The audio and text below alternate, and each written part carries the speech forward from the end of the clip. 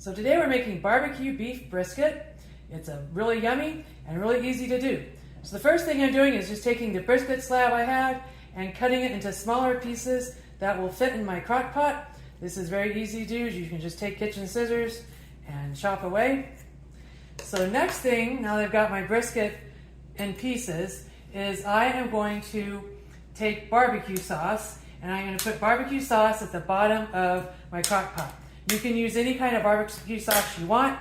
This sauce is some that I have left over from a catering order, so I'm just going to use it. But, you know, any kind of barbecue sauce, that's your personal preference. So the first thing is I just coat the bottom with some barbecue sauce.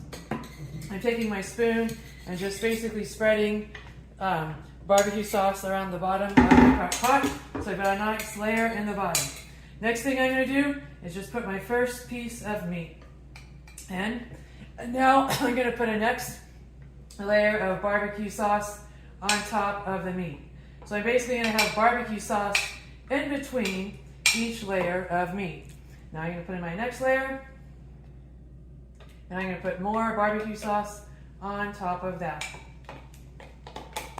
I need a little more sauce. So I make sure that each layer is generously coated with barbecue sauce. Now I'm going to put in the top layer.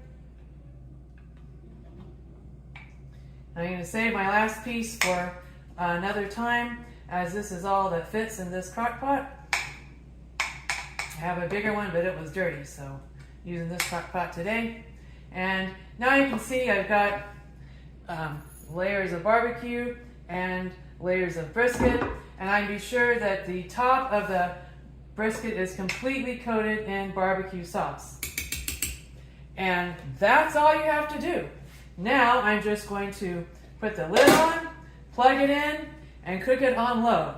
And you want to cook it on low for around 6 hours, and then check it and see if it's done. And you can also cook it if you want it really soft, up to 8 hours.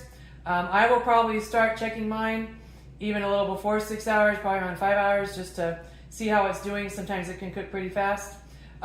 If you want, midway through, like at the 4-hour point, you could go through and take a knife and cut your brisket into smaller pieces. It'll be soft enough at that point, and then you can mix the sauce around it even more. But that's all you have to do. It's very simple and very yummy.